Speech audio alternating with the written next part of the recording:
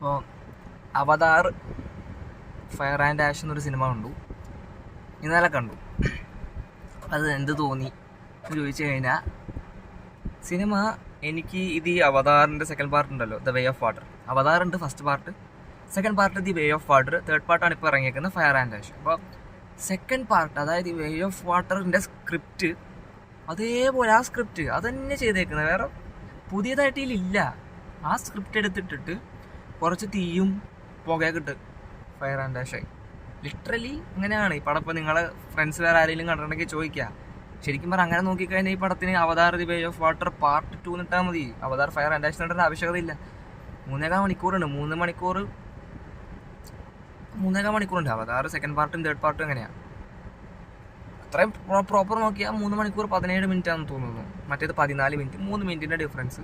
ഈ പടമാണ് കൂടുതൽ ഫയർ ആൻഡ് ആഷ്. ബട്ട് പുതിയതായിട്ടൊന്നുമില്ലടാ. ഇപ്പോൾ ഈ കഥ എന്ന് പറഞ്ഞു കഴിഞ്ഞാൽ ഞാൻ പറഞ്ഞു സെയിം സ്ക്രിപ്റ്റ് ഡിറ്റോ. ഈ അവതാറിൻ്റെ പടം തുടങ്ങി അവസാനമാകുമ്പോൾ ഒരു ഫൈറ്റ് സീനും കാര്യങ്ങളിലേക്കൊക്കെ എത്തും. ഇപ്പോൾ Avatar second part the way of വാട്ടറിൽ എങ്ങനെയാണോ നിങ്ങൾ കണ്ടിട്ടുണ്ടെങ്കിൽ ഈ വെള്ളത്തിലുള്ള ഫൈറ്റും കാര്യങ്ങളും, അതായത് അവിടെ ഈ വലിയ ക്രീച്ചർ വരുന്നതും ഇവർ സപ്പോർട്ട് ചെയ്യുന്നതും വലിയ തിമിംഗലം പോലത്തെ മീനൊക്കെ ഉണ്ടല്ലോ, അതന്നെ ഇതിൽ തീ ഉണ്ടാവും കുറച്ച്. അല്ലാണ്ട് ഒന്നുമില്ല ഈ പടത്തിൽ. ഇവരുടെ പുറകെ, ഈ ഫാമിലിയുടെ പുറകെ മറ്റേ ടീംസ് വരാ ഫൈറ്റ് ആവാം. അതന്നെ ഈ അവതാർ ഫസ്റ്റും സെക്കൻഡും തമ്മിൽ ഒരു ഡിഫറൻസ് ഉണ്ടായിരുന്നു. Second the way of water എന്ന പേരിൽ തന്നെ പിന്നെ വെള്ളവും വെള്ളത്തിനടിയിലുള്ള മീനുകളും വ്യത്യസ്തമായ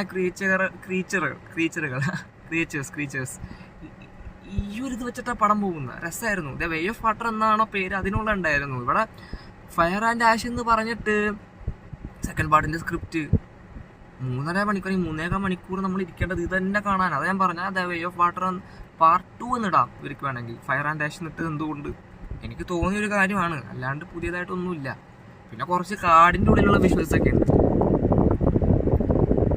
എപ്പോഴും ഫുൾ വെള്ളത്തിൽ കിടന്നു കഴിഞ്ഞാൽ ഇതന്നെ കിടന്നിട്ട് ആൾക്കാർ ചോദിക്കുന്നത്, ഇപ്പോൾ എനിക്ക് ചോദിക്കാൻ തോന്നിയത് ഇതാണ്, ദ വേ ഓഫ് വാട്ടർ എന്ന സാധനം ഉള്ളൂ. അല്ലാണ്ട് ഫയർ ആൻഡ് ആഷ് എന്ന് പറയാൻ 2 തീ ബാക്കിൽ കൂടെ വരും, തീയൊക്കെ കത്തിക്കുന്ന കുറച്ച് സീൻസ് ഉണ്ടാവും കാട്ടിൽ കഴിഞ്ഞ്.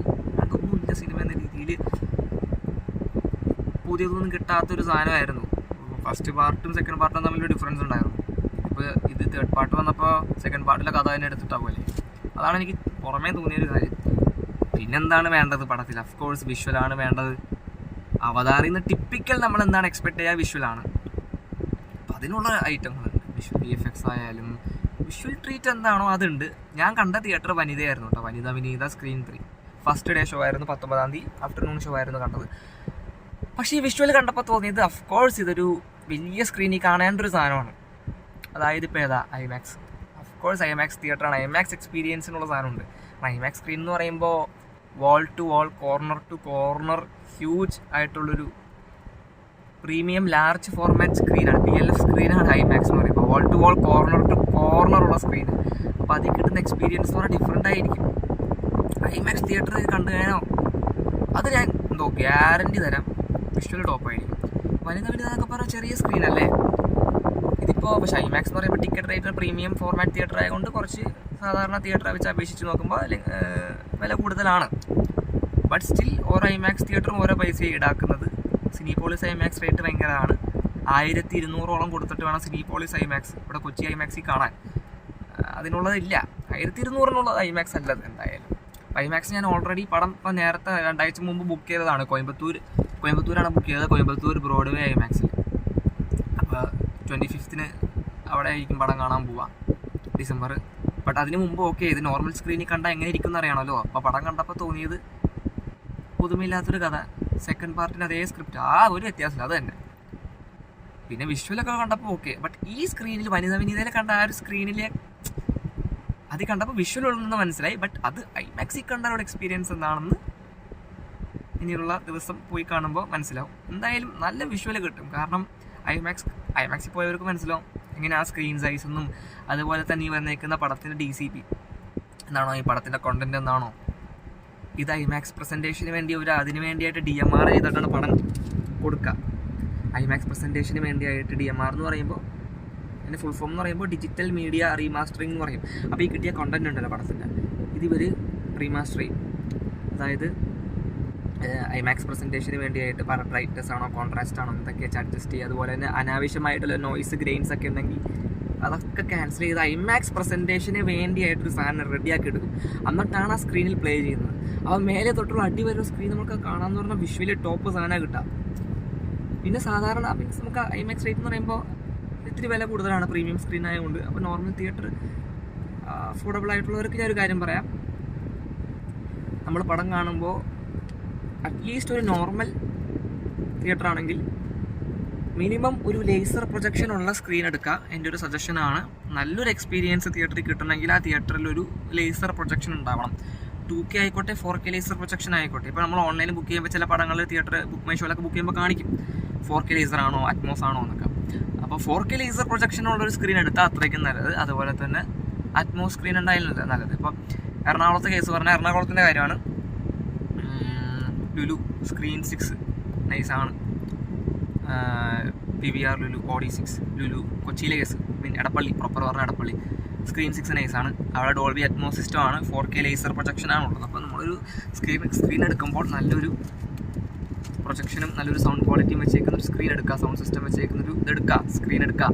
ആൻഡ് ഓൾസോ സ്ക്രീൻ സൈസ് നിങ്ങൾക്ക് എങ്ങനെയാണെന്ന് നോക്കാം. ഇപ്പോൾ വനിതയെ വലിയ തിരക്കേടില്ലാത്തൊരു സ്ക്രീനാണ്, പക്ഷെ അതിനേലും വലിയ ഓപ്ഷൻസ് എറണാകുളത്തുണ്ട്. ഇപ്പോൾ തൃശ്ശൂരിലെ കേസ് പറഞ്ഞു കഴിഞ്ഞാൽ രാഗം ഞാൻ ഒരുപാട് അവിടെ കണ്ടിട്ടുണ്ട്. വലിയ സ്ക്രീനാണ് രാഗത്തിൽ ഞാൻ കണ്ടിടത്തോളം. അവിടെ അവതാറുണ്ടെന്ന് കേട്ടു. പിന്നെ പ്രൊജക്ഷനും ഇതും നൈസാണ് രാഗത്തിൽ, മോശമല്ല.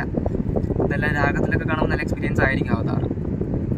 പിന്നെ വന്നേക്കുന്ന DCP നല്ലതാണ്. ഇപ്പോൾ 3D പടം ആണ്, പടത്തിൻ്റെ 2K DCP ആണ് വന്നത്. പക്ഷെ അവതാറായ കൊണ്ട് DCPക്ക് ഒരു ക്വാളിറ്റി ഉണ്ടാവും. ഈ വന്നേക്കുന്ന കണ്ടന്റിന് ക്വാളിറ്റി ഉണ്ടാവും. 2K ആണെങ്കിൽ കൂടി ആ കണ്ടന്റിന് ക്വാളിറ്റി ഉണ്ടാവും. പക്ഷെ നിങ്ങൾ ഒരു തിയേറ്റർ എടുത്ത് പടം കാണുമ്പോൾ കുറഞ്ഞതൊരു ലേസർ പ്രൊജക്ഷനിൽ കാണാം. നോർമൽ സ്ക്രീനുകളുടെ കേസ് പറയുമ്പോൾ അതും നിങ്ങളുടെ സ്ഥലത്ത് ഏതാണ് വലിയ സ്ക്രീൻ ഉണ്ട് അത്ര എടുക്കുന്നത് അത്രയും വിഷ്വലി കുറച്ചും കൂടി വലുതായിട്ട് കിട്ടും. ഐമാക്സ് പിന്നെ നോക്കണ്ട, മേലെ തൊട്ട് അടി വരെ നമുക്ക് ആ screen wall to wall corner to corner screen ആയിരിക്കും. പിന്നെ ഇതിൻ്റെ ഡയറക്ടർ ശരിക്കും സജഷൻ തന്നേക്കുന്നത് മീൻസ് ഡയറക്ടർ പറയുന്നത് ജെയിംസ് ക്യാമറൂൺ പറയുന്നത് പടം കാണേണ്ടത് ഡോൾബി സിനിമാസിലാണെന്നാണ്. ഡോൾബി സിനിമാസ് ഇന്ത്യയിൽ നോക്കിക്കഴിഞ്ഞാൽ ആയുള്ളത് പൂനെയിലാണ്. പിന്നെ ബാംഗ്ലൂരിൽ എന്തോ ഇനാഗുറേഷൻ മഹേഷ് ബാബു ചെയ്തു എന്നൊക്കെ പറയുന്നുണ്ട്. ബട്ട് ഓപ്പൺ ആക്കിയില്ല. ഞാൻ ബാംഗ്ലൂരിൽ ജസ്റ്റ് നോക്കി, ഡോൾബി സിനിമാസ് ഷോ ഓപ്പൺ ആക്കിയിട്ടില്ല. ഇനാഗുറേഷൻ കഴിഞ്ഞെങ്കിലും ഓപ്പൺ ആക്കിയിട്ടില്ല. അപ്പോൾ ജെയിംസ് ക്യാമറൂൺ പറയുന്നത് ഈ പടം എക്സ്പീരിയൻസ് ചെയ്യേണ്ടത് ഡോൾബി സിനിമാസിലാണ്. അപ്പോൾ എന്നെ സംബന്ധിച്ചിടത്തോളം എനിക്ക് ഇവിടുന്ന് പൂനെ വരെ പോയി കാണാനൊന്നും പറ്റില്ല. ഫിനാൻഷ്യലായാലും പരിചയമില്ലാത്ത സ്ഥലം. അഫ്കോഴ്സ് അതിപ്പോൾ പരിചയമില്ലാത്ത സ്ഥലമാണ്. പൈസയുടെ കേസായാലും എവിടെ നിൽക്കും, പല കാര്യങ്ങളുണ്ട്. പിന്നെ ഡോൾബി ഓപ്ഷൻ കഴിഞ്ഞാൽ പിന്നെ എനിക്ക് വരുന്ന ഓപ്ഷൻ ഐമാക്സാണ്. അത് പിന്നെ കോയമ്പത്തൂർ പോയി യാത്ര ചെയ്ത് കാണാമെന്ന് വിചാരിച്ചു. കോയമ്പത്തൂർ സ്ക്രീൻ കാണണമെന്ന് ഒരുപാട് ആഗ്രഹമുണ്ട്. അപ്പോൾ കുറഞ്ഞൊരു സ്ക്രീനിൽ നിങ്ങൾ കാണുവാണെങ്കിൽ നല്ലൊരു അത്യാവശ്യം വലിയൊരു സൈസ് സ്ക്രീൻ എടുക്കുക. അത്ര എടുത്താൽ അത്രയും നല്ലത്. വിഷ്വലി കുറച്ച് വലുത് കിട്ടും. പിന്നെ 4K ലേസറുള്ളൊരു പ്രൊജക്ഷൻ എടുക്കുക. അറ്റ്മോസ് 4K 2K എങ്കിലും എടുക്കുക. ലേസർ ഉണ്ടാവുക, അത് ഓൺലൈൻ ബുക്ക് ചെയ്യുമ്പോൾ കാണാൻ പറ്റും. ആൻഡ് അതില്ലെങ്കിൽ അടുത്തുള്ള തിയേറ്ററിലൊക്കെ പോയി ചോദിച്ചാൽ മതി. നിങ്ങൾ തിയേറ്റർ ഇങ്ങനെ നോക്കിയെടുക്കുന്ന ആൾക്കാരാണെങ്കിൽ ഡോൾബി അറ്റ്മോസും കൂടി ഉണ്ടായാൽ അത്രയും നല്ലത്. ആൻഡ് ഓൾസോ ചില പൈസയുടെ കേസ് ഞാൻ പറയാം കേട്ടോ.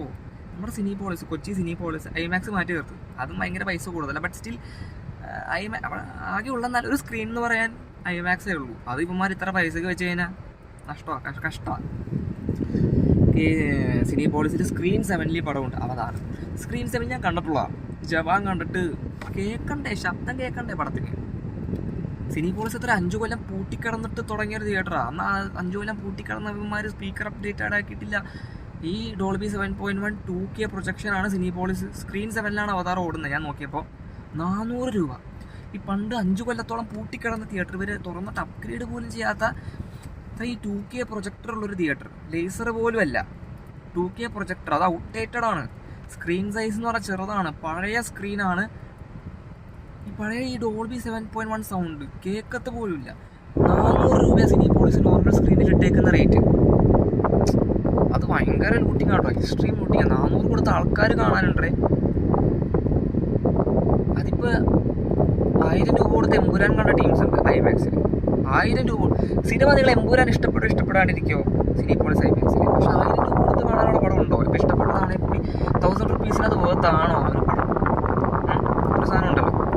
അതുപോലെ അവതാർ ഇപ്പോൾ വിഷ്വലി ടോപ്പായൊരു സാധനമാണ്. ബട്ട് അത് സിനിപോളിസിൻ്റെ നോർമൽ സ്ക്രീനിൽ കൊണ്ടേ 400 രൂപ വെച്ചാൽ എന്ത് പറയാനാ, അതിനേക്കാളും ബെറ്റർ ആണ് ലുലു സ്ക്രീൻ 6. കൊച്ചി തന്നെ നോക്കുവാണെങ്കിൽ കൊച്ചി തന്നെ 6 സ്ക്രീൻ വേണോ, ലുലു സ്ക്രീൻ 6 ഉണ്ട്.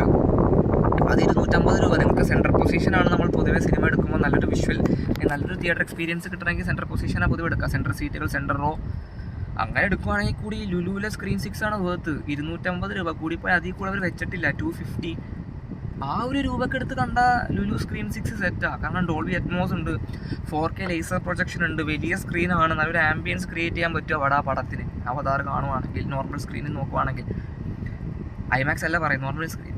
സിനിപോളിസിലൊക്കെ 400 രൂപ, അത് ഇതിൻ്റെ ഇരട്ടി കൊടുത്ത് കണ്ടിട്ടുള്ള അവസ്ഥ ഞാൻ പറയാം.